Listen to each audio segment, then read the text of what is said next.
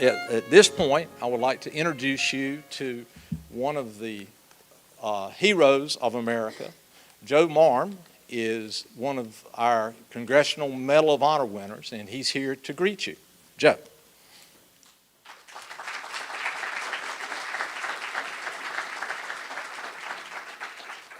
Thank you very much. It's an honor for me to be here. I want to thank each and every one of the veterans that is here tonight for their service to our great country. We're the greatest country in the world because of each and every one of you. I wear the Medal of Honor for all the brave men and women that I served with in the Vietnam War. I was in the Battle of Ia Drang way back in 1965. I was a young second lieutenant, fresh out of OCS and Ranger School. And it was a very intense three-day battle. We went in with about 450 men from the 1st Battalion, 7th Cavalry, General Custer's outfit, and we thought we were in another little bighorn, surrounded and outnumbered. We had a lot of assets Custer didn't have, though, and it was my honor to serve with these great men. I was wounded on the first day of the battle after the action, for which I was awarded the Medal of Honor. I was very early. I was the 7th recipient of 262 Vietnam veterans to receive the medal, 262, of which only about 100 were living. The rest were posthumous, which means their family received the medal for them. But I'm very fortunate. Like I said, I wear the medal for all of you, all the brave men and women that I served with. And it's an honor for me to be here. I live in the big city of Fremont, which is in Wayne County between Wilson and Goldsboro. My wife is a native of Fremont, so when I retired from the Army, we moved back here after being all over the world with my Army service of 30 years. So it's an honor for me to be here tonight, and I'm looking forward to the presentation. God bless you, and thank you for your service.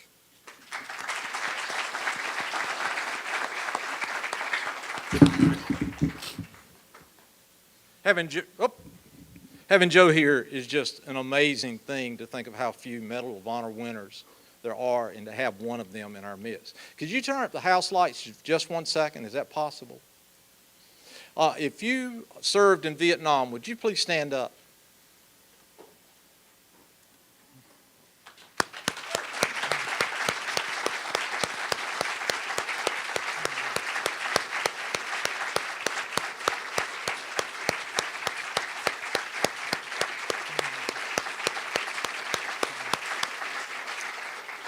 We thank you for being here.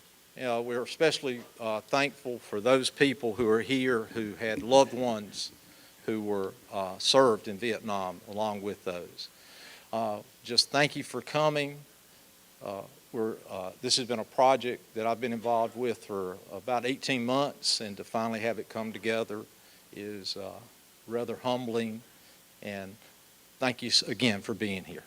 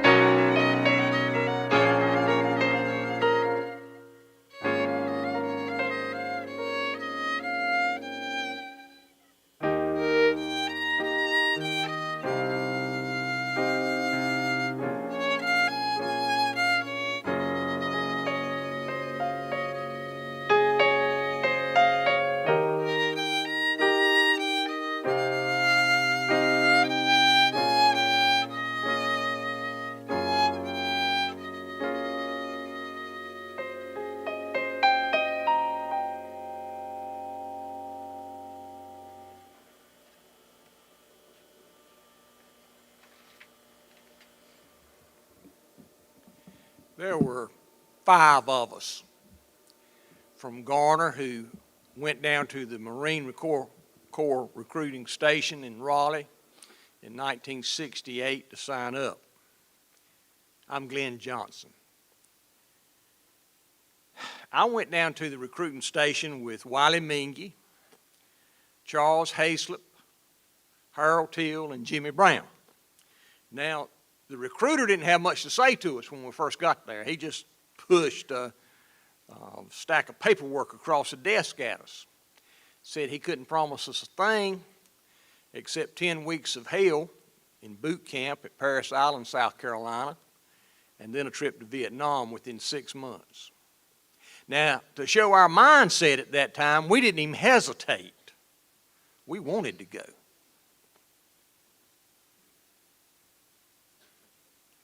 Among the 58,000 Americans killed in Vietnam, 8 were young men from Garner.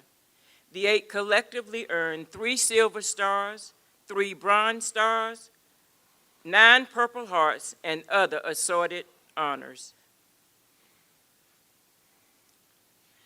Most of the Vietnam warriors from Garner were born in the mid-1940s to the mid-1950s. They were the baby boomers. They were the sons of World War II veterans. Most were the children of fighting men who had helped to settle Garner and bring it from a little farming community into a growing suburban town. It was filled with ex-GIs, Marines, and sailors. In fact, you could hardly go down a street in Garner without passing by a World War II veteran's house. Their sons were the baby boomers, the ones that would go to Vietnam. Stephen Thomas, who lived over on Lake Wheeler Road, was one of them. His father, Morris, volunteered to join the U.S. Marines during World War II. Morris was 36 years old and already had 4 children. One of them would eventually be the grandmother of Major League Baseball player Lonnie Chisenhall. Not that that matters to our story. Morris would fight on the front lines at Iwo Jima and Okinawa. The Thomas family knew what it meant when Stephen got his draft notice. He was working over at Porter Scales Company in Raleigh and was driving a 1961 white Ford Starliner. He and his good friend Warren Davis worked on cars at night over at Seeley's Gulf Station on Highway 70, right beside the graveyard and across the street from the old Hickory House restaurant. Warren's mom and Steve's sister Mary worked together at the First Citizens Bank in Raleigh and sometimes walked across the street to the Char Grill. Both women were excited about Stephen's engagement to Louise Lee.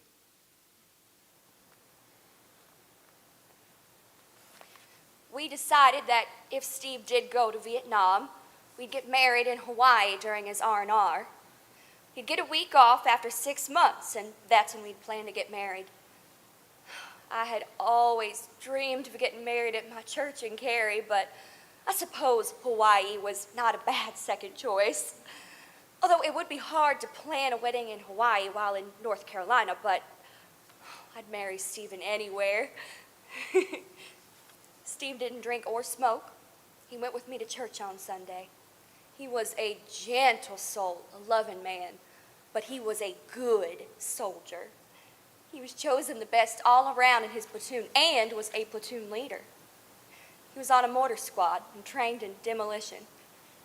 He was just a wonderful person and delightfully funny. Well, en route to Vietnam, he spent some time in Japan, and he wrote to tell me that the scenery there was beautiful, but that the women there were ugly. Oh, he said that the military life was good for him.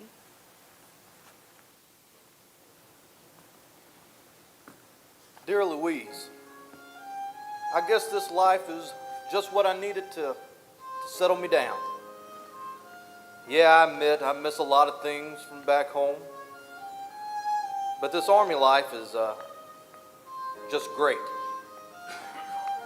So far, I've done pretty good in here. I was appointed squad leader Wednesday. That comes with 2 stripes. That's right, corporal.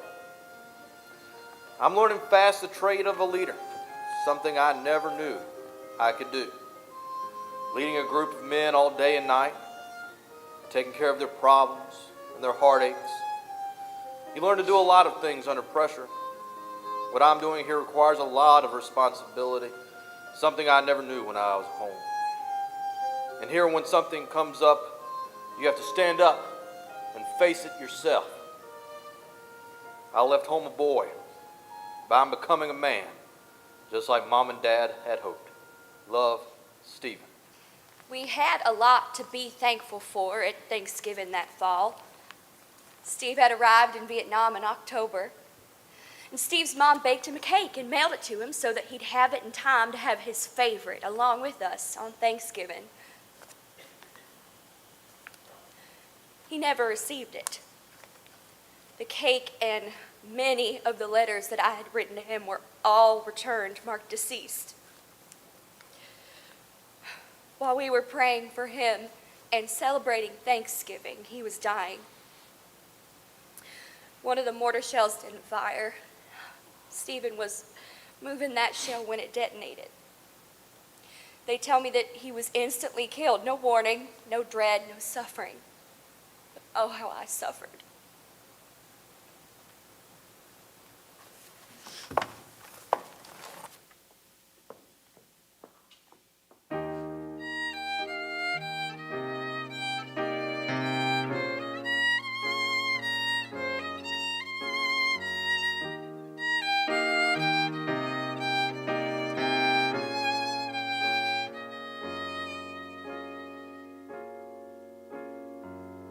We stood beside your white star liner. It was early one day. You wiped a tear from beside my eye and said, "Don't do me that way, don't do me that way." I gotta go, you know. I am my father's son.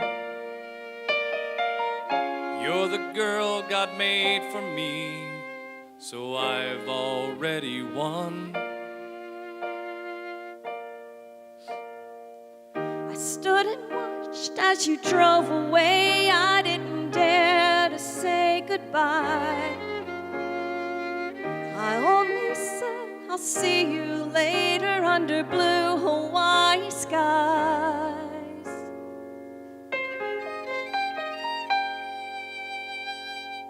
Dreaming of a wedding on beaches sandy white. This was our beginning. What happened wasn't right. Stateside, prayers tried to bring you back alive. One shell, you fell, giving up your life. Don't go, hero, come back to my love. This war took more than we have to give. I stood alone at the front of the church as they brought you down the aisle. All in black, I stood there waiting, not in white, not as your bride.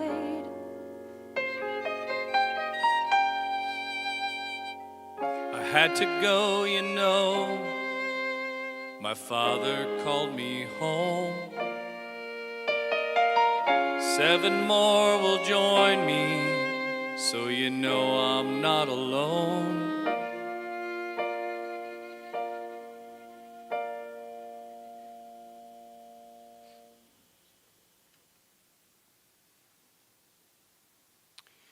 There'd be a lot of suffering in Garner over the next few years. Hardship and death awaited in Vietnam.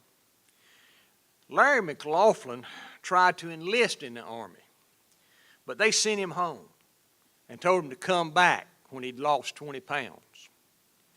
Well, Larry dieted and he ran And when he lost his weight, he quit his job at the North Carolina Department of Transportation, and he enlisted in the Army, knowing that Vietnam was in his future.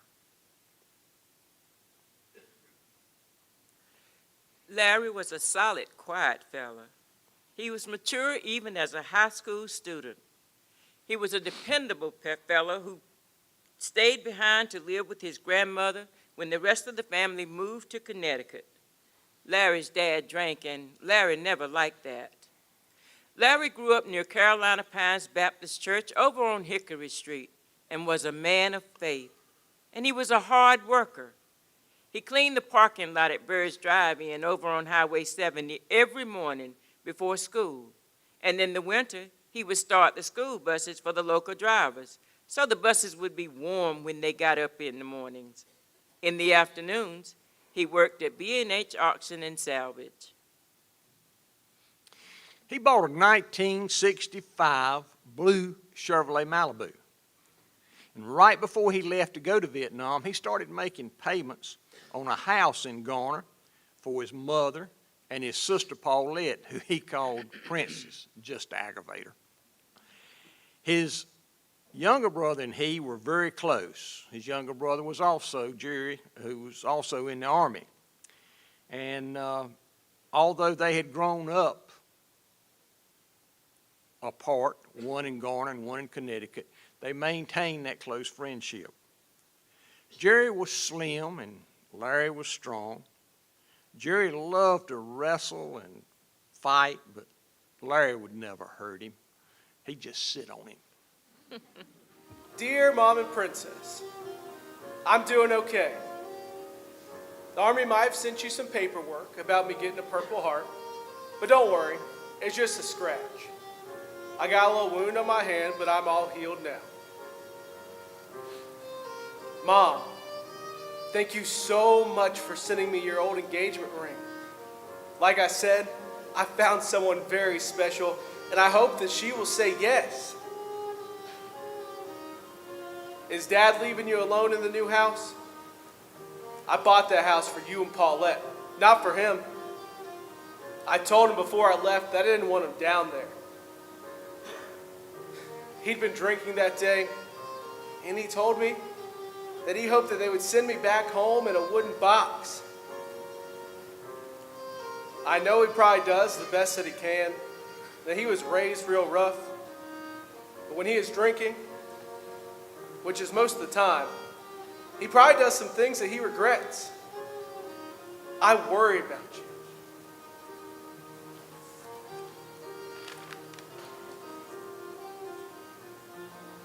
I'm a squad leader now, and I have the responsibility for a group of men. They are good men, but they have a lot to learn, and they do some of the stupidest things. I'm trying to do just like what you said and not be a hero, but it's my duty to be a leader for my men. I've got some R&R coming up, and I'm headed to Hawaii in 3 days. We're going out on patrol today, but when I get back from this patrol, it'll be time for a little Honolulu time. Imagine me lying on the beach at Waikiki. That's a long way from Bird's Drive-In. Please write. I really don't need anything, but the guys love it when someone gets something good to eat. Everybody shares with everybody. Don't worry. I love you, Larry.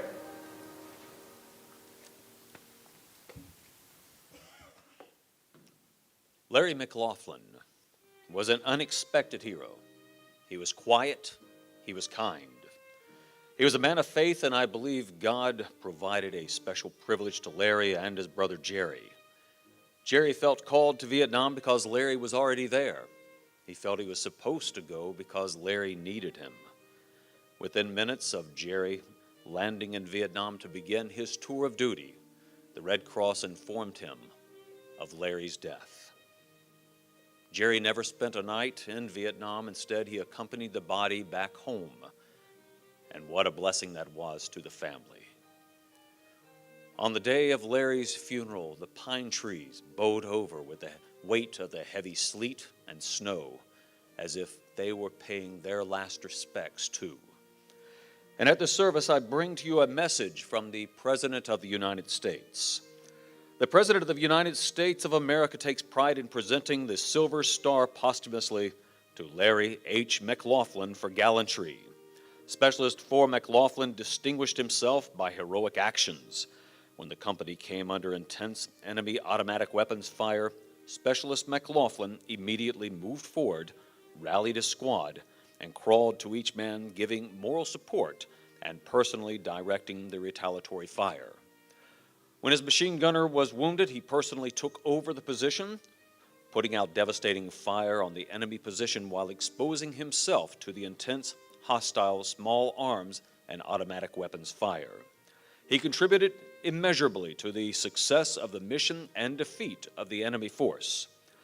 Specialist McLaughlin's personal bravery, aggressiveness, and devotion to duty are in keeping with the highest traditions of military service.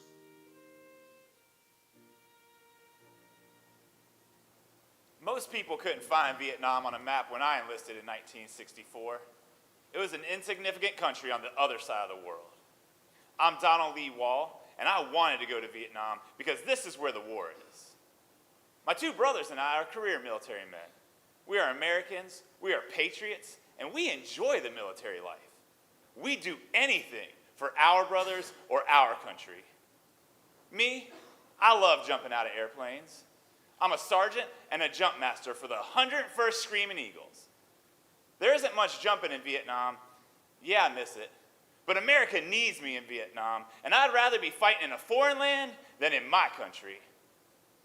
I was in Alaska when I requested a transfer here. I could list 3 choices. I wrote number 1, Vietnam, number 2, Vietnam, number 3, Vietnam. I might be the first Screaming Eagle to get all 3 of his choices. I arrived in Vietnam in mid-December. In recent days, we've been fighting in Hue. The North Vietnamese overran it in January, and it took us 5 weeks to reclaim it. The fighting was house to house, and we're still clearing them out of here. But we've got the rats out of their holes, and we're gonna get them.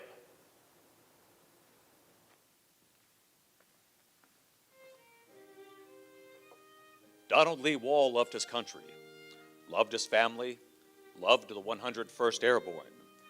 He was a true professional soldier who prided himself in doing things the right way. In street-to-street fighting in Hue, often facing overwhelming odds, he distinguished himself. In the time in Vietnam, he was involved in 5 major operations. He did everything right on the day he and his men were ambushed. He and his 2 men held their positions to lay down covering fire as the rest of the platoon withdrew, and Wall was killed by small arms fire. By the direction of the President of the United States, the Bronze Star with Valor is presented posthumously to Staff Sergeant Donald L. Wall for distinguishing himself by outstanding meritorious service.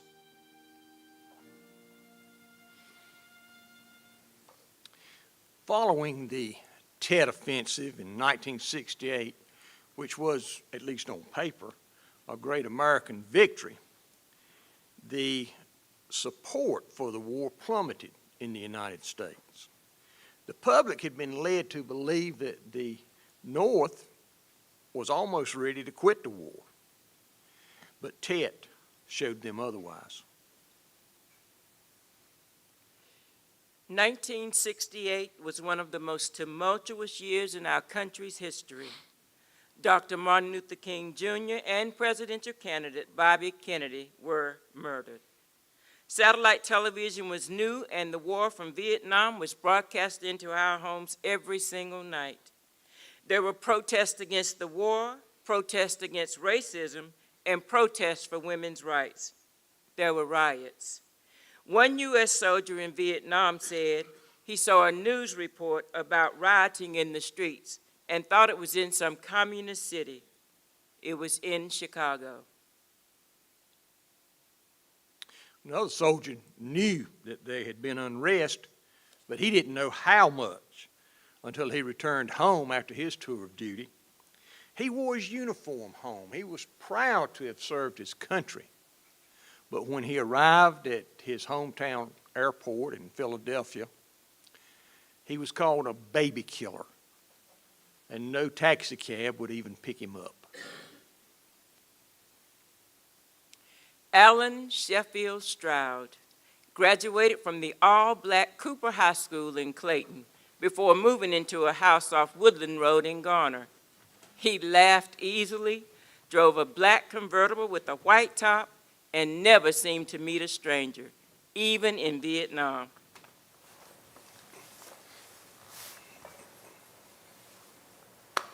Hey, Nummy, we've decided to go all out for your birthday today. All the guys have pulled together their pound cake out of the sea rations, and we're going to have a celebration. My birthday isn't until tomorrow. Stroud, in your 6 weeks in Vietnam, have you not learned that you celebrate any time you got an opportunity? Nobody's shooting at us. We're not humping through the jungle.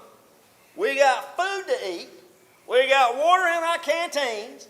And I even have some lemonade mix. So I say it calls for a celebration. How old are you? 21. And thanks for the cake. I like the cake better than the pecan log. I think the pecan logs may have been left over from World War II. No, it was the Korean War. Look, this is going to be the freshest 15-year-old food you ever put in your mouth. Now, this dinner we're getting ready to eat may be a little bit older than you. Hey, guy, if you were back home, what would you be eating for your birthday? Peach cobbler. I think most ladies in North Carolina can make great peach cobbler. Something about those peaches from down in the sandhills. Oh, so you got peaches where you live, huh? Well, I grew up on a farm outside of Garner where they experimented with agriculture. So we had peaches, all sorts of peaches. But most everyone grows tobacco. Got a lot of truck farmers. Oh, well, speaking of back home, have you heard from your wife, what's her name, Dora? Dora Ann Burnett. I went to a birthday party over in Garner. I went with one girl, but left with another. My Dora. I knew she was the girl for me. So y'all hit it right off, huh? Yeah, but things got complicated. She already had an 18-month-old son, but I loved her, and I told her that we were going to get married. And her Timothy, he'd be my son. I would adopt him. I sure couldn't fault her. I already had a little boy of my own, Steve. My boys, they're going to have a relationship with their father. See, my mom, she lived in New Jersey, and I never had a relationship with my father. I lived in North Carolina with my grandmother, Stroud. My boys, they're going to be proud of me. I'm going to go to college. College? Oh, you're going to be a college man, huh? Sure am. I'm going to use that GI Bill, go to college, get my diploma, and take care of my family. I've got a wife and children to support. Let me see. Professor Stroud. Oh, that has a really nice ring to it. Listen, does your wife write much? Does she ever? Sometimes she writes 2 or 3 letters a day. I sure don't have much to write back. She doesn't need to know I'm over here getting shot at. Well, why don't you tell her about this camping trip we've been on? You know, we get to sleep outside, it rains on us, we're under a poncho, we have to eat out of a can, and we're always looking for water. One of the most amazing things about this place is that it is so difficult to find water in a rainforest. It just doesn't make any sense. Yeah. Sort of like this war we've been in. Yeah. Tell me something. You ever get used to all this? Well, how do you get used to being dropped off in the middle of nowhere, being told that they're going to come back and pick you up in 3 weeks, and then when they come back, they bring you some clean socks, a little bit of food, a whole lot of ammo, and I don't think that I have bathed in weeks. I noticed. Well, let me tell you something, my friend. You'll know peach blossom yourself. Hey, are you scared? Sure am, especially at night. I'm scared of tigers. I thought they only lived in the zoo or circus. Did a tiger really get one of our men? Yeah, but it was only one. I'm a lot more afraid of those human tigers. You know, those guys out there with guns that want to shoot us? Yeah, got a lot of them too. Well, we know how to fight, And we know how to survive, and that's what we're going to do. You know, I will never get used to going out every day, going and looking for trouble. My grandma told me not to go looking for trouble because enough trouble will find you. Well, you got a smart grandmama. She's a smart woman. But she ain't the 101st. Sometimes I wish I wasn't. You know what? I'm doing what I have to do. I'm going to pull my time and go home to my family, and I'm going to college. Well, Professor Stroud, some brilliant mind has decided that it's time for us to go out and start looking for trouble again. Now, I want to give you something for your birthday. I'm going to give you 2 pieces of gum out of my sea ration. Happy birthday, my friend. All right, let's load it up. Let's move out. Oh, and Stroud, one more thing. Don't try to be a hero out there. Nobody wants to carry you around in a body bag for 3 weeks until that chopper comes back. All right, let's go, guys.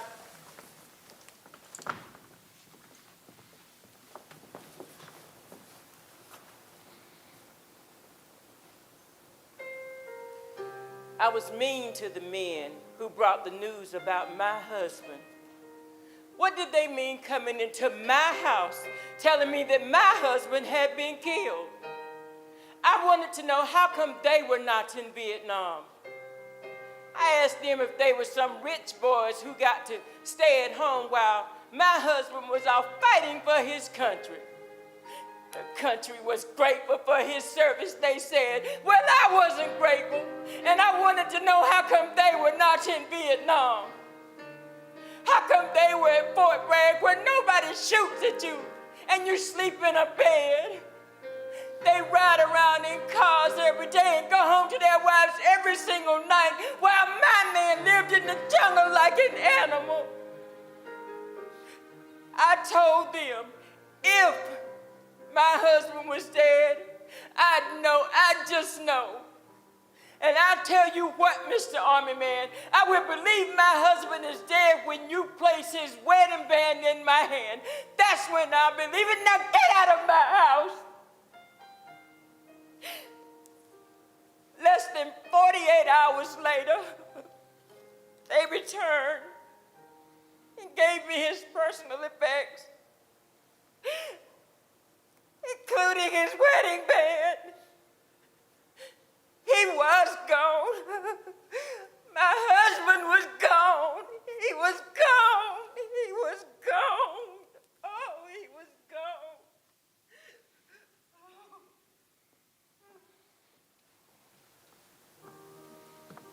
Dear Mrs. Stroud, I was with your husband when he died. As devastating as his loss is, I thought you and his sons would want to know that he died a brave soldier. We were ambushed, and he was rushing forward with ammunition for our machine gun when a mortar round knocked him off his feet.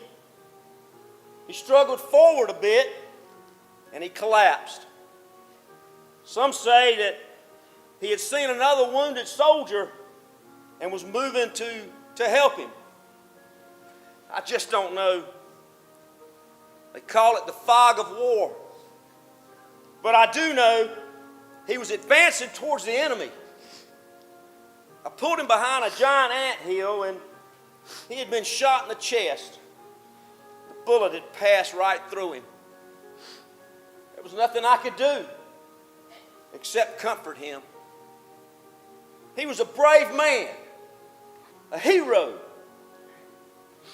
I didn't know him well because he hadn't been here very long, but I knew him well enough. He was a good man. He did everything the right way. He was a hard worker. And boy, he liked to laugh. He didn't do stupid things, and you could count on him. He loved his family. With his last breath, he spoke of the love that he had for his family. I hope you will always cherish that thought. He was my friend.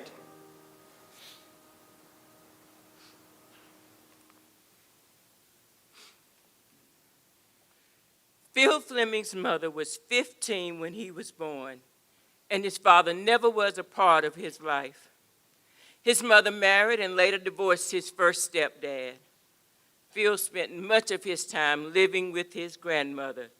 That's how he got to attend Garner schools. His mom eventually married for a third time. His new stepdad was only about 5 years older than Phil. His new stepdad was in the 82nd Airborne until the war in Vietnam heated up. There was little doubt that Phil would enlist. He was a warrior. He was fiery and sometimes combative. He loved to lift weights and to work out. Lifting weights was his hobby, his pastime, his passion, and he was the strongest guy in school.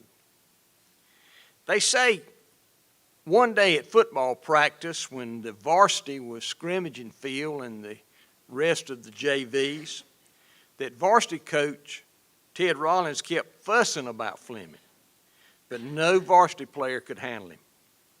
I grew up with Phil over in Halifax Court before either of us came to Garner.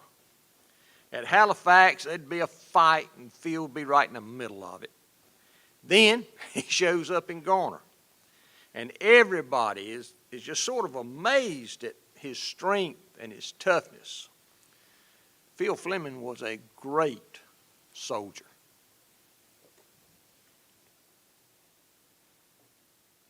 The President of the United States of America takes pride in presenting the Silver Star posthumously to Philip H. Fleming for gallantry in action while engaged in military operations against an armed hostile force in the Republic of Vietnam. Specialist Fleming's unit was approaching an enemy position when they came under heavy fire from an entrenched enemy force and suffered several casualties. With unwavering regard for his wounded comrades, Fleming advanced towards the ambush and threw smoke grenades to mark the positions of friendly wounded for an airstrike. Seeing the opportunity of destroying an element of the hostile force himself, Fleming charged the enemy position under the cover of an expended smoke grenade. The cover of smoke was not enough, and he was mortally wounded by machine gun fire. His exceptional courage, determination, and exemplary devotion to duty are in keeping with the highest traditions of the military service and reflect great credit upon himself, his unit, and the United States Army.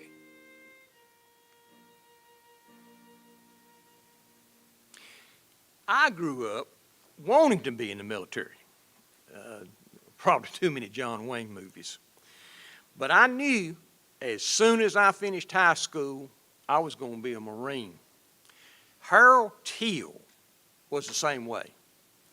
I sat behind him in homeroom, and almost every day he'd turn around and look at me and said, "We're going to be Marines, right?" Chuck Houser was one of Harold's buddies, and Wiley and Jimmy played football with me. We all decided we were going to be Marines. The only one of my friends I ever saw in the military after boot camp was Harold. I was in jungle training at Camp Pendleton, California, and he was there for machine gun training. I had married my high school sweetheart, Donna, right after boot camp. I was making $98 a month. And the cheapest apartment I could find was $105 a month. We basically lived off Kool-Aid and popcorn. For Christmas, we wrapped up the presents we'd given each other the year before and tried to act surprised. Harold came over and ate Christmas dinner with us in 1968. I still don't know where Donna scraped up the food for that feast, but I got to show Harold the prettiest Christmas tree I ever saw. That tree was so ugly. I was embarrassed to bring it home. I had to wait till late at night so nobody'd see me getting it out of the ditch.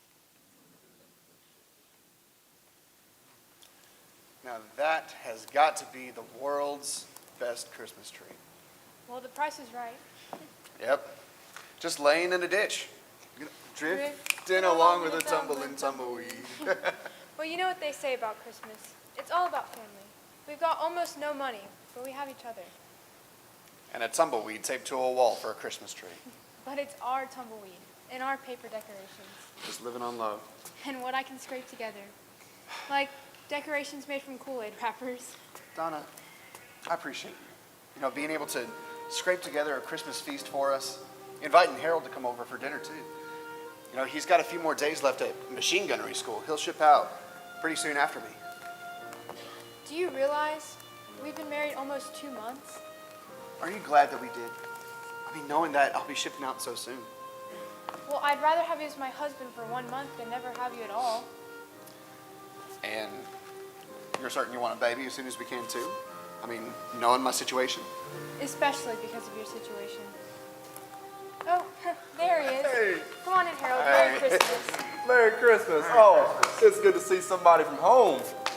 We're so glad you could come. Let me go finish in the kitchen. We're almost ready. So how's it going? Oh, it's all right. Yeah, I found out I'll be moving around a lot when we get to Nam. Apparently machine guns tend to move wherever they're needed. Hey, keep your head down, keep your weapon clean. And never volunteer for anything.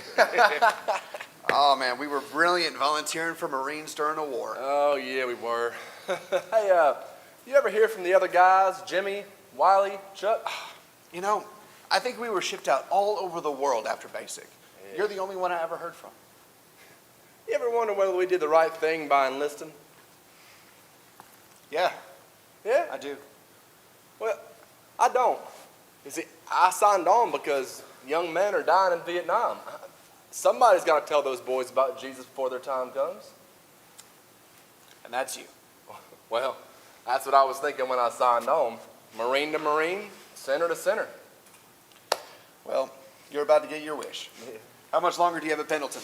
I got about another week or so of training. God, you know, Glenn, I would love to see Garner again. You know, we used to go to Lake Wheeler just to watch the sunset. Hey, you will. You know, in due time. You can go to Nam for a few months. You can go anywhere you like after that.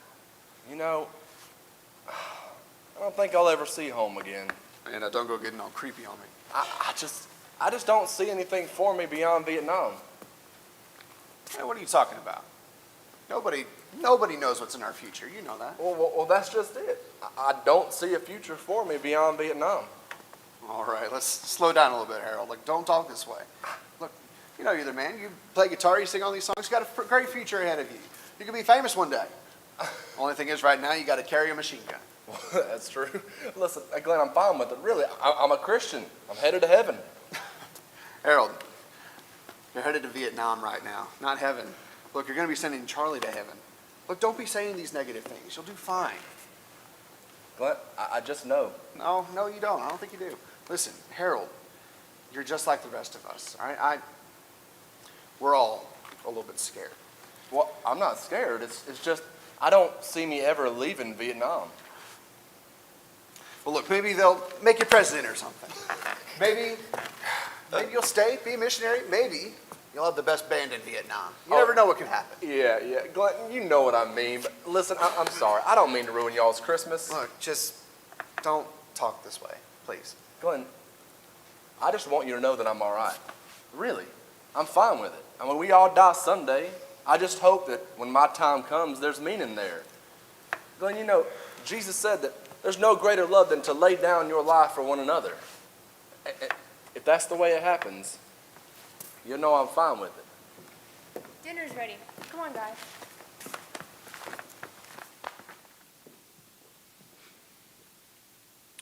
Harold Teal was a strong Christian, and he wasn't shy about sharing his faith. He was the president of the high school Bible club, and he gave the morning devotions at school every day. He was a fun guy, though. He played the guitar in a high school band and was devoted to his sister Yvonne. The girls said he was a cute guy. He was a serious guy, though. He was serious about talking to soldiers about Jesus. He saw Vietnam as a harvest field.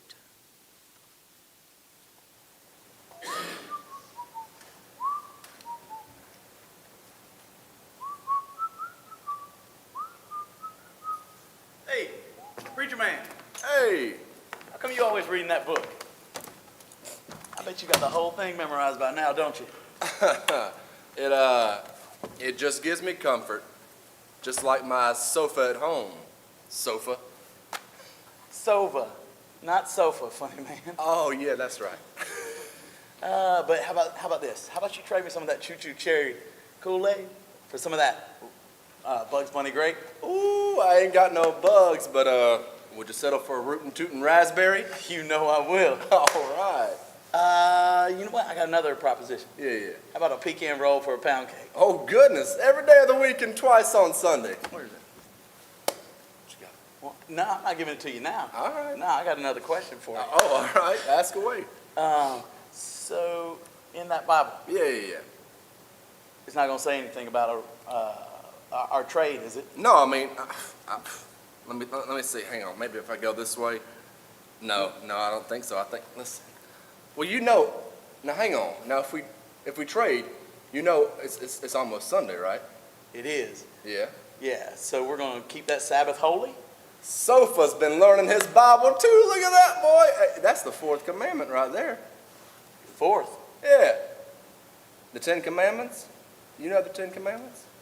You know the Ten Commandments? Sure. Sofa, there's only 10. Yeah, but I bet you keep every one of them, don't you? Oh gosh, no, I break them all the time. Well, not every one, of course, but I break them even though I wish I didn't. I'm just a sinner. Me too. But let me tell you, buddy, I like some of my sinning. But seriously, anything in there about trading a pecan roll for a pound cake? Yeah. Let's see. That'd be number 10. Do not covet. But I like them both. Yeah. Yeah. Well, you know what? I never had much use for church. Yeah? Yeah. When I was growing up, we were always out in the bush. We were moving around day to day. We'd kind of lost track of time. So that's kind of the way I lived. But how about yourself? Well, I try to live every day like it's the Sabbath. I want people to see Jesus when they look at me. I know I may be the only Jesus some people ever see. Right. What? I don't think Jesus talked like a Beverly Hillbilly. You know what I mean, Soda. I just don't want to be the guy who reads his Bible and then prays to kill that guy before he kills me. I sure as hell hope I kill him before he kills me. Well, I sure as heck hope so too. Oh, excuse me, preacher man. You know, you're the only Marine that I know that doesn't cuss. Huh. So, how about this proposition? All right. I'll teach you how to cuss. I'll even teach you what some of the words mean. Now, how can I use a bunch of profanity and then witness to other Marines? Fair. Yeah, fair. Yes. Isn't there another commandment in there that talks about do not kill? That'd be number 6. But this is wartime. It's exempt. I mean, this is in a sense a holy war. I know it is for me. You know, Sofa, communism is a godless religion. I mean, everybody, even our enemies, need to know there is hope in God. There is. I don't want a sermon, buddy. Well, I wasn't going to give you one. But why not? Why not what? Well, why don't you want a sermon? I'm just not really buying what you're selling. I ain't selling anything. Everything I talk about is free. Jesus has already paid for it. But it sounds like a sermon to me. So if we could not do that, that'd be great. Oh, okay. Well, listen, they call me preacher, but I ain't no preacher. All right, I don't give sermons. I just talk to people, and if they ask, I tell them what I believe. Then it's their decision. Well, what do you believe? Well, I believe that God loves me, even though I'm a sinner. That God wants me to spend eternity with Him, but somebody's got to pay for my sins. Jesus, God's Son, He paid for my sins. Just like we right now are paying for some of those Washington politicians' sins? Hardly. So it's just that easy. Jesus is your ticket to heaven. He's your fire insurance policy. Well, there's a lot more to it than that. I can explain it to you if you want. No sermons, though. No sermons.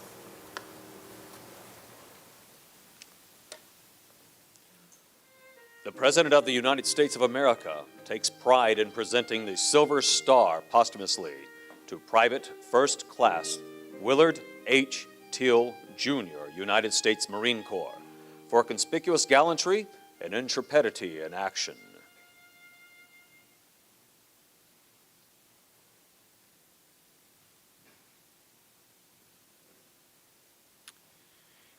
Most of the men from Garner couldn't wait to get out of Vietnam. The Army had this deal, though. If you would stay an extra month after your 12-month tour of duty, then they would excuse the rest of your military obligation. Warren Davis, who had attended his good friend Stephen Thomas's funeral about 2 years before, was given that option. He was a member of a 155 millimeter howitzer team. Davis had been a jack of all trades before being drafted. He'd quit high school, but had no trouble finding work because he knew electricity and plumbing and everything that it was to know about a car. Some folks love sports or theater or movies. Warren Davis loved Fords.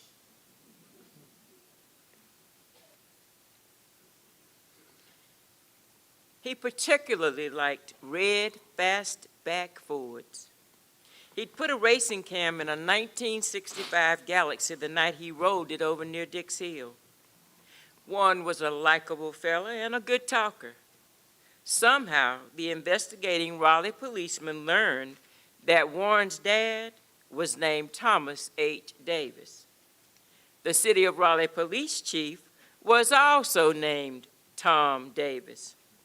Warren never fully explained how it happened, but the officers got the impression that his dad was the chief of police, and no charges were ever filed. In Vietnam, he continued to be versatile, working as a mechanic, a driver, and a cannoneer. He was ready to be rid of the Army, and he signed on the dotted line to extend his tour and get out of the Army quicker. He had only a few days left when he wrote to his parents.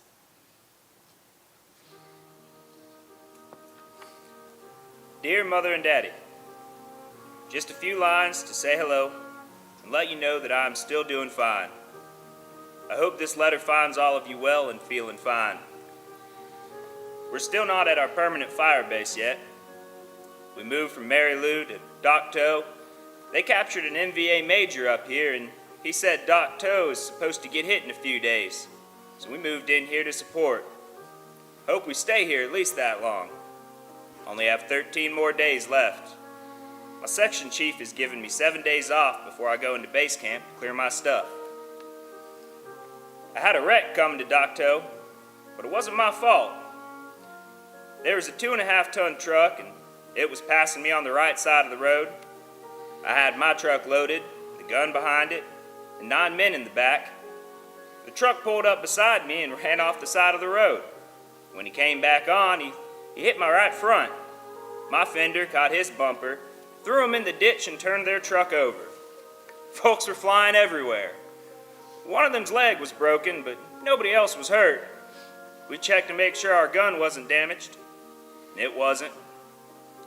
That's all, except I love you and miss all of you, so I will close now and write you later. Goodbye for now. Love always. Warren. Warren Davis was killed 2 days later. He'd been scheduled to leave that mountaintop battery the day before he and 3 others of the howitzer crew were killed by one of 19 rockets that slammed into their surrounded camp. The rockets looked like flying telephone poles. Warren received a commendation for heroism that day. The general rule in Vietnam was for the veterans to let the new guys find their own way. Tell them the basics and get away from them. The new guys, called nummies or FNGs, freaking new guys, often made mistakes, errors that could get them and someone else killed. Robert Clark Dawson was different. He was a friend of every soldier he met. Perhaps that's why he is held in such high esteem by his men more than 50 years later. Man after man after man said that Dawson saved their lives. 4 of them chipped in to purchase a brick for him at the Garner Veterans Memorial. Hey, Nummy, come here. Now, I know what you've been taught, and a bunch of that, it's going to get you killed. Our tanks are Sheridans. Their armor will stop most machine gun fire, but not a rocket-propelled grenade or a mortar or, heck, various other things that go boom. Our tanks, they're light and they're fast.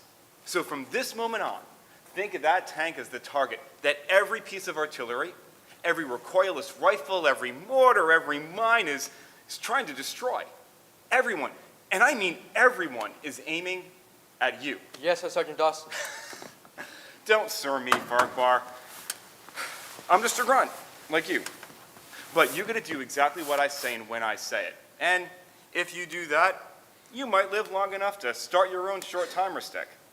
Me, I'm a regular. This is my home. Now my first priority, that's to do my duty. My next goal, well, that's to stay alive long enough and marry Penny, my fiancée. Now after that, it's to keep you alive. You got that, Farquhar? Yes, Sergeant Dawson. All right. So when we stop, you get away from that armor. It attracts lead like cow turds do flies. And don't use that heat stuff to make coffee. It stinks. What you do is you take a little piece of C4 and light that to heat your meals. Now, this is important. If you take that C4 from a Claymore mine, do me a favor and try not to kill all of us. They put this side to the enemy on the Claymore mine for a reason. What else, Sergeant? That's it for now. One lesson a day. Luckily, you know how to make a decent cup of coffee, and that's a good start. But always make 2, because I'm going to want one. Got it. Now, I've talked to the other guys, and they're going to show you the ropes. They want to live as much as I do, so they're going to make sure you know how to survive without getting us killed. They'll take care of you. Oh, make sure to write your mom and your girl, because they're worried about you. I don't have a girl. Well, I can't do everything for you, Farquhar. Go on and go. I got to read through a letter to my mom. I've been worried about my stereo. Aye, sir. June 12th, 1970. Hi, Mom. I hope this finds all of you doing well and happy today. As for me, I'm doing okay. Mom, I'm sorry it took me so long to answer your last 2 letters. I've been in the field for the last 2 weeks, and we've been busy. Thank you, Mom, for the birthday card. I pray to God this'll be my last birthday away from home. I want to go home just so darn bad.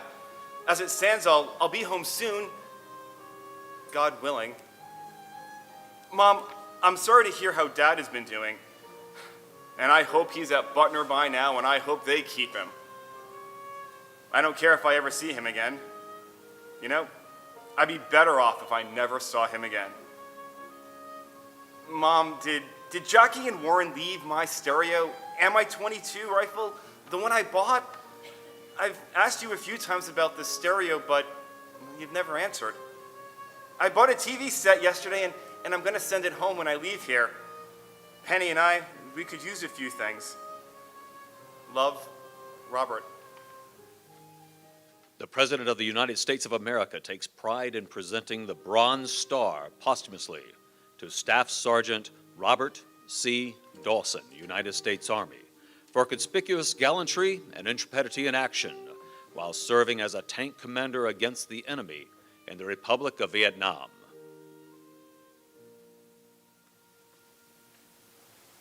Dear Ms. Dawson, your son, Sergeant Robert Dawson, saved our lives. And not just our lives, but the lives of dozens of other young men who were sent far from home to fight in a war that we didn't understand. One of the norms in Vietnam was that the veterans rarely invest in themselves with the new guys, the replacements. There are good reasons. The new guys often make mistakes that get people killed.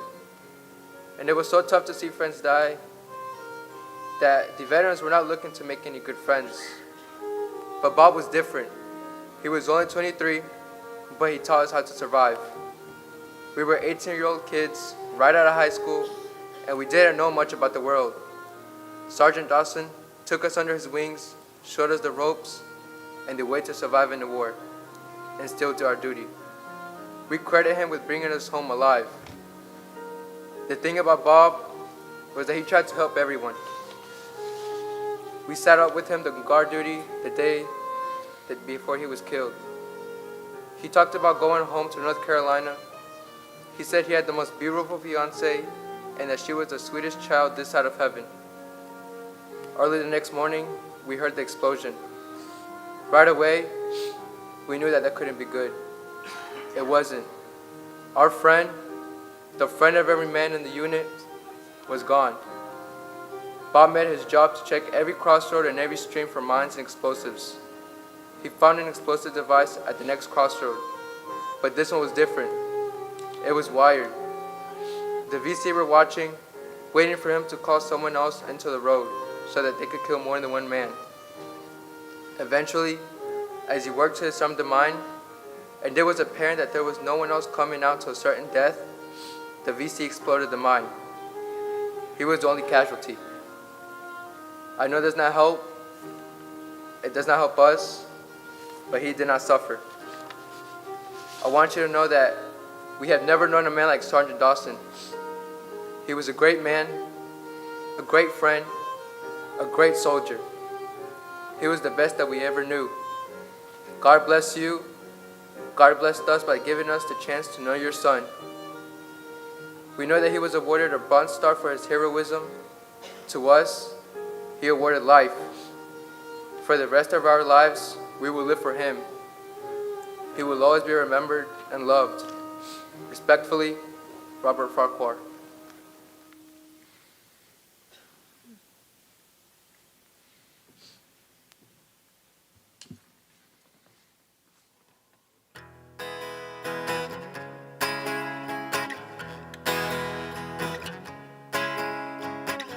Children of the 60s, children not yet men. Was it really that long ago for the flower generation? Hula hoops, the Beatles, and Woo Ginsburg. Then along came Vietnam. Then along came Vietnam.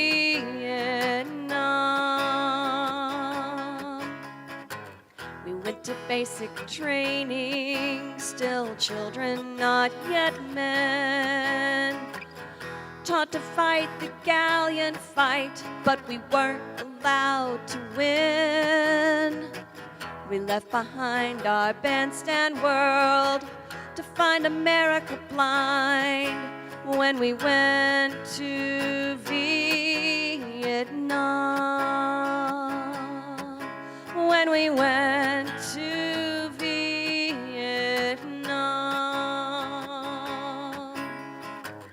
Some of us were lucky, some can't say the same. News stories did a job on us, our courage turned to shame. For years we hid ourselves away, we lived with Callie's mistake, and no one spoke of Vietnam. No one spoke of Vietnam.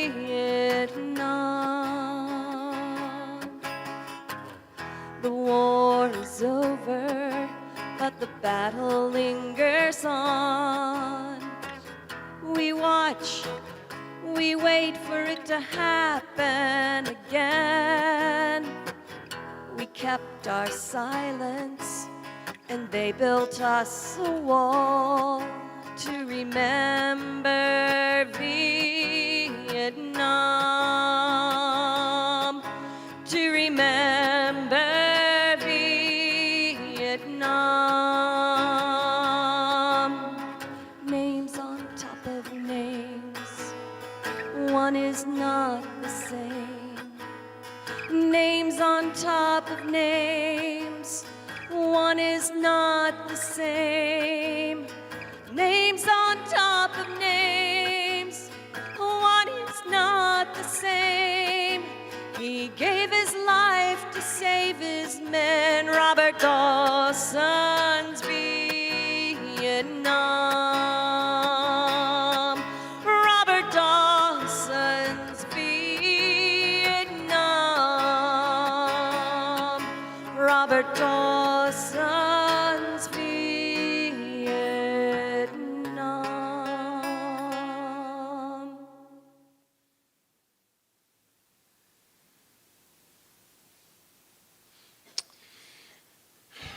People ask me, what was the worst part about being at Vietnam?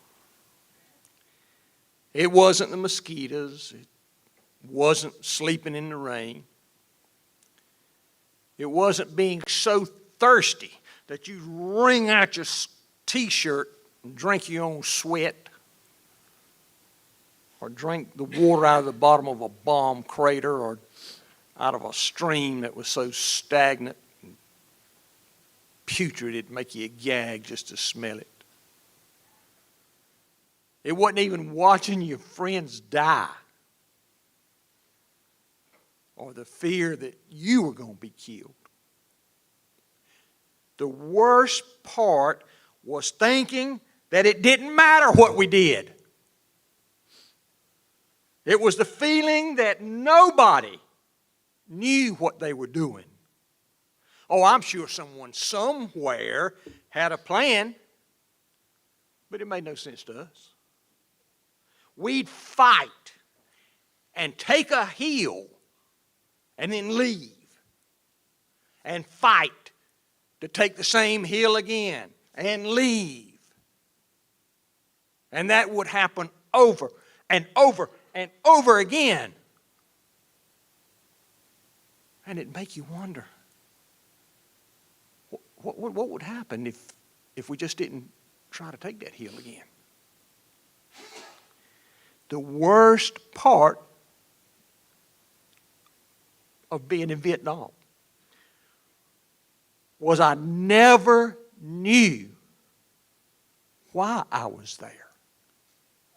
The reasons we were there are still hotly debated. But Harold Teal, he knew why he was there.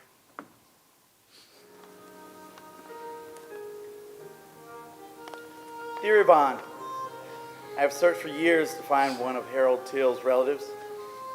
I was so excited to get your phone number, and this is the letter that I promised. As I told you, I was with Harold when he was killed. I know you got some details from the Silver Star citation, but there's much more. If Harold wasn't deserving of the Medal of Honor, then no one ever will be. I'll never know why he didn't receive our nation's highest military honor. Our patrol was sent to engage an NBA force dug into a mountaintop. We had to cross through a clearing on the side of the mountain, and as soon as we were all exposed, they opened up on us with a machine gun.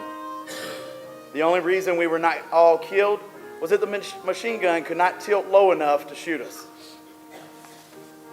But we were pinned down, so they began rolling hand grenades down. We would die if we stayed. We would die if we stood up. One grenade went off beside Harold, and his leg was wounded. He was bleeding. But he looked back at us, and he said, "When I stand up, you run for cover." Then he stood up. He marched up that hill, his machine gun blazing, his bandolier of bullets getting shorter and shorter. The NBA ducked. We ran while Harold kept limping up the hill.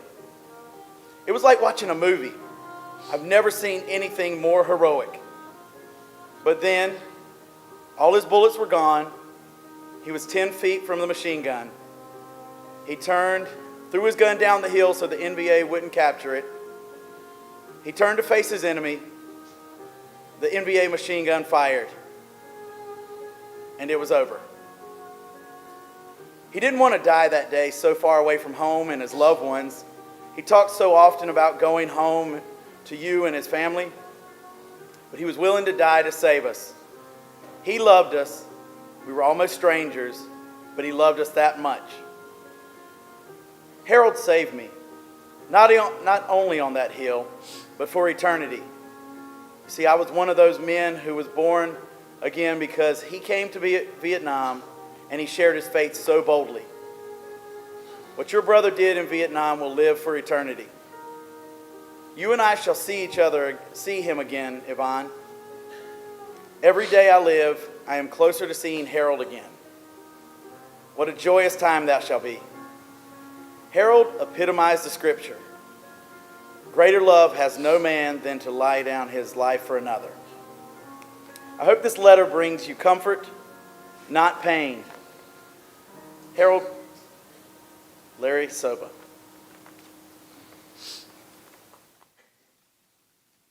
Vietnam had hidden dangers everywhere.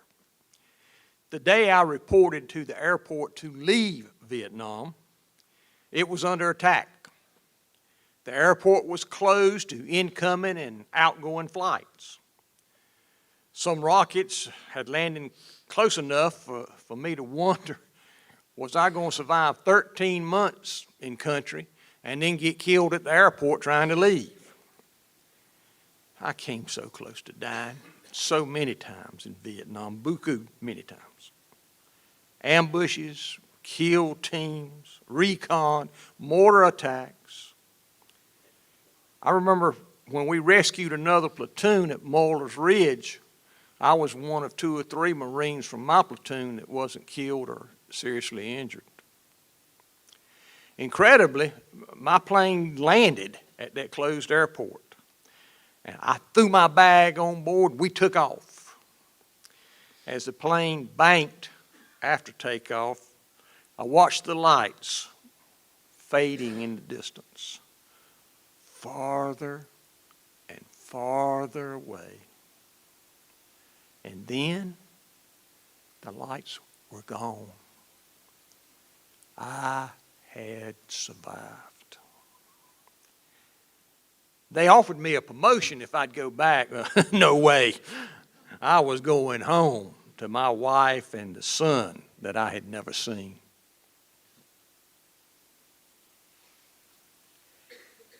When Glenn finally landed in Raleigh, little Robbie, who was 3 months old, and Donna were there. Robbie babbled all the way home. It was like he knew who Glenn was and was trying to talk to his daddy. You see before you a lucky man. I never had any trouble with my memories of Nam, no nightmares, no anxieties. But I do wonder why. Why, Lord, him and not me? Why did I escape the long-term effects that so many of my friends have?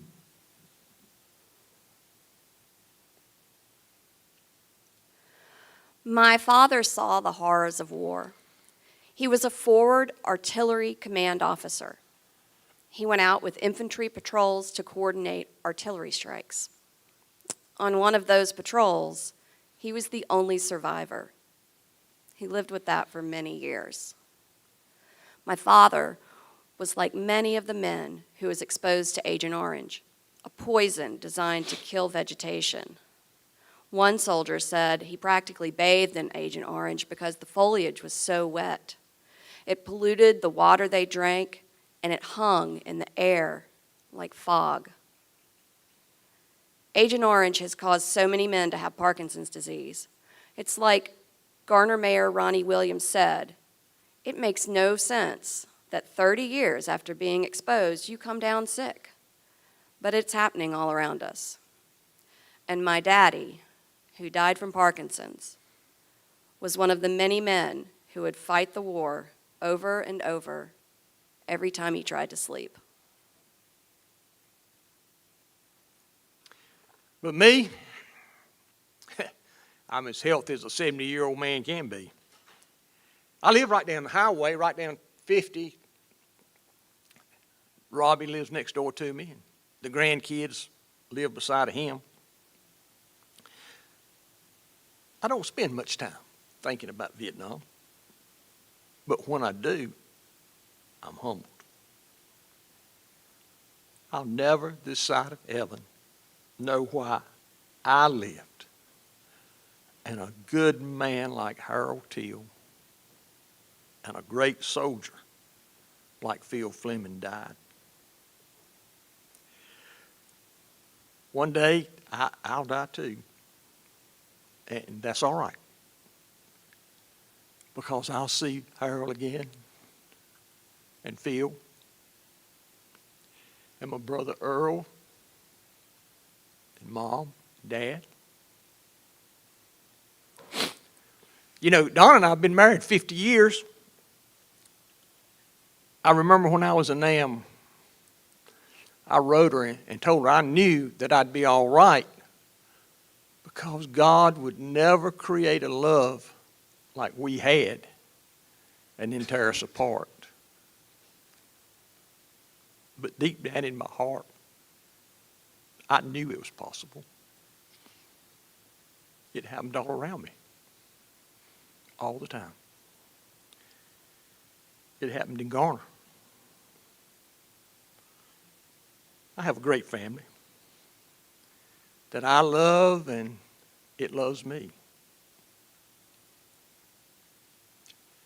Family. Family. Friends and faith. Honor. Integrity. Duty.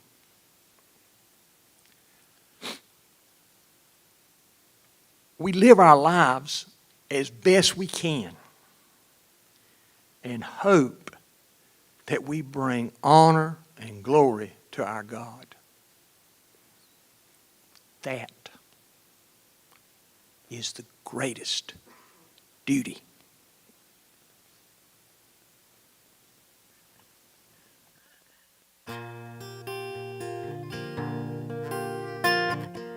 Where have all the flowers gone? Long time passing. Where have all the flowers gone? A long time ago. Where have all the flowers gone? Girls have picked them, every one. When will they ever learn? When will they ever learn? Where have all the soldiers gone? A long time passing. Where have all the soldiers gone? A long time ago. Where have all the soldiers gone? Gone to graveyards, everyone. When will they ever learn? When will they ever learn? Where have all the graveyards gone? A long time passing. Where have all the graveyards gone? A long time ago. Where have all the graveyards gone? Covered with flowers, everyone. When will we ever learn? When will we ever learn?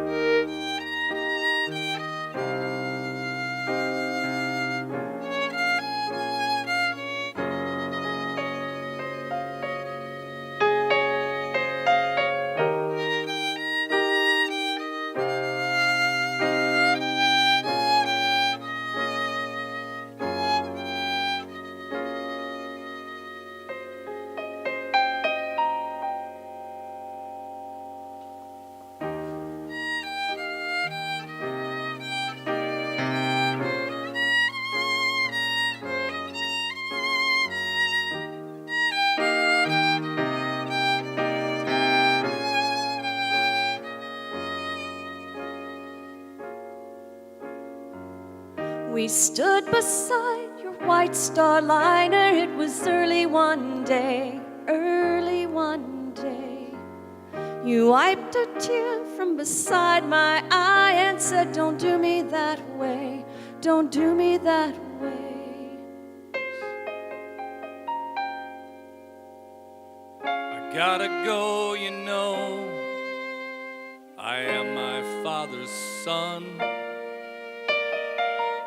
You're the girl God made for me, so I've already won. I stood and watched as you drove away. I didn't dare to say goodbye. I only said, I'll see you later under blue Hawaii skies.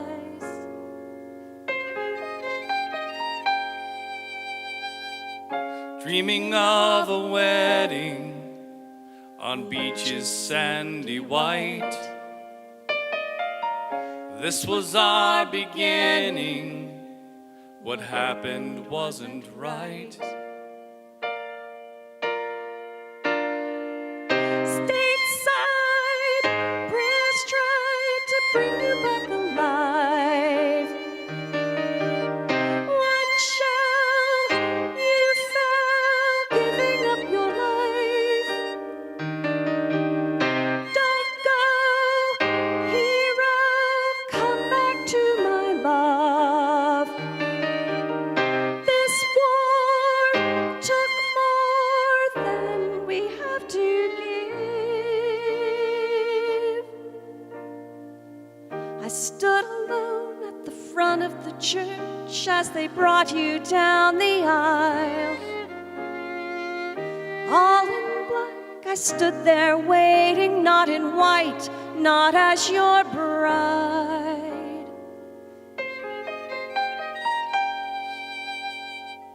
I had to go, you know. My father called me home. 7 more will join me, so you know I'm not alone.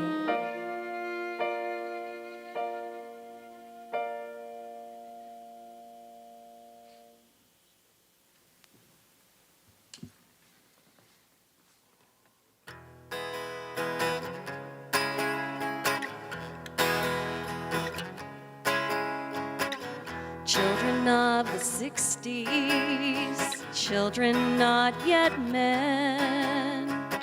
Was it really that long ago for the flower generation? Hula hoops, the Beatles, and Woo Ginsburg. Then along came Vietnam. Then along came Vietnam.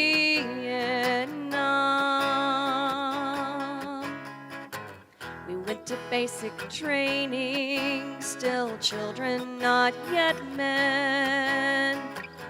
Taught to fight the gallant fight, but we weren't allowed to win. We left behind our bandstand world to find America blind when we went to Vietnam. When we went to Vietnam.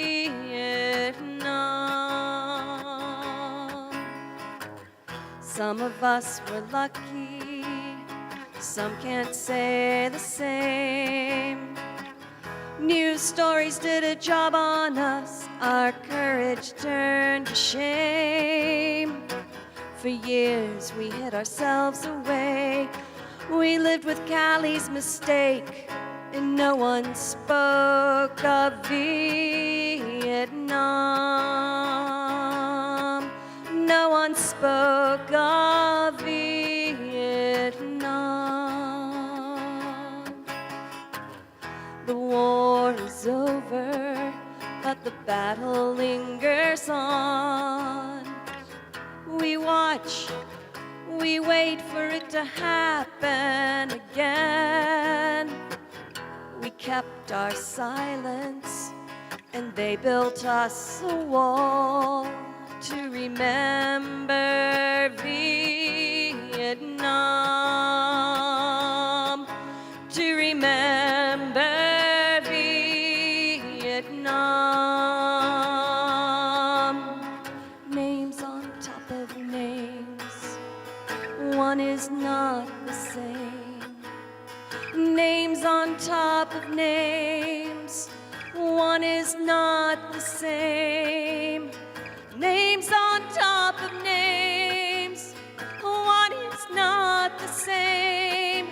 He gave his life to save his men, Robert Dawson's Vietnam.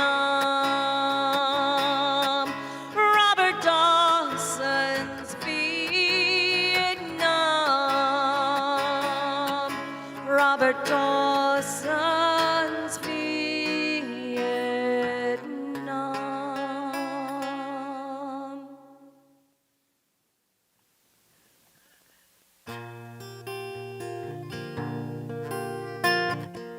Where have all the flowers gone? Long time passing. Where have all the flowers gone? A long time ago. Where have all the flowers gone? Girls have picked them, everyone. When will they ever learn? When will they ever learn? Where have all the soldiers gone? A long time passing. Where have all the soldiers gone? A long time ago. Where have all the soldiers gone? Gone to graveyards, everyone. When will they ever learn? When will they ever learn? Where have all the graveyards gone? A long time passing. Where have all the graveyards gone? A long time ago. Where have all the graveyards gone? Covered with flowers, everyone. When will we ever learn? When will we ever learn?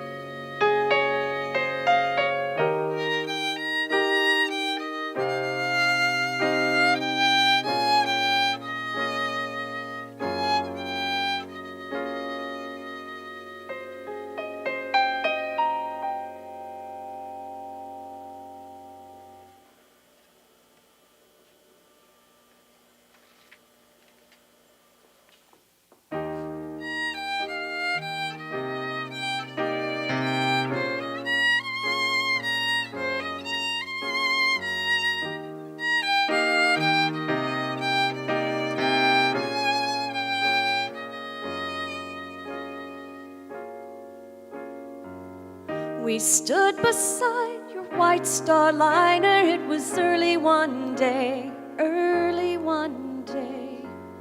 You wiped a tear from beside my eye and said, don't do me that way, don't do me that way. I gotta go, you know. I am my father's son. You're the girl God made for me, so I've already won.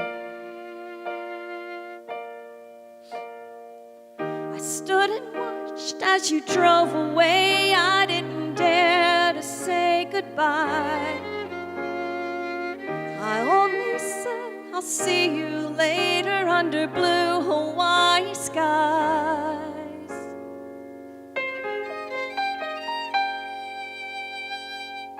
Dreaming of a wedding on beaches sandy white. This was our beginning.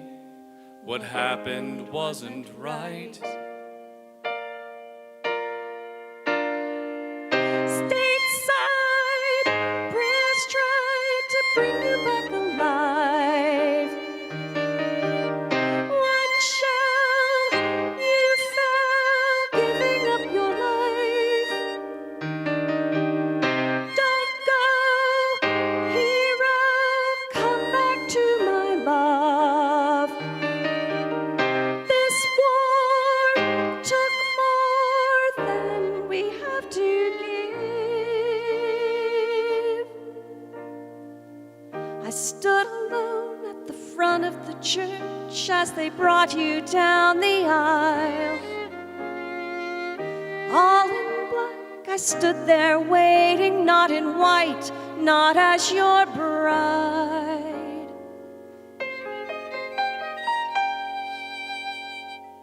I had to go, you know. My father called me home. 7 more will join me, so you know I'm not alone.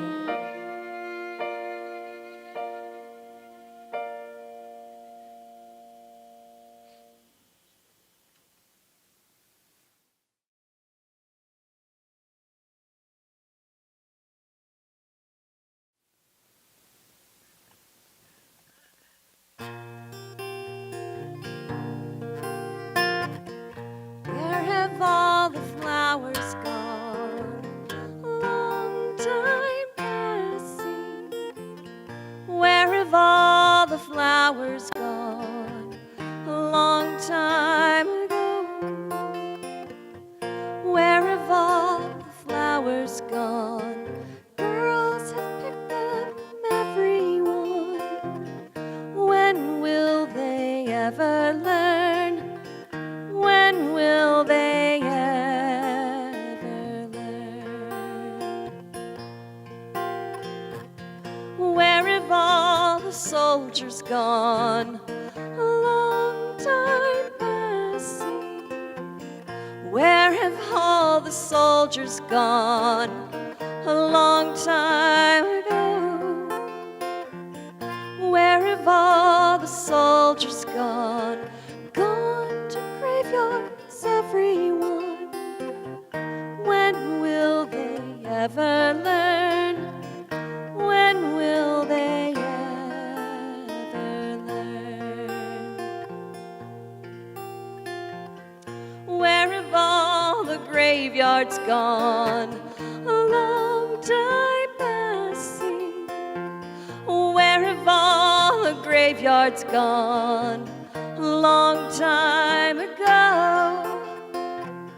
Where have all the graveyards gone? Covered with flowers,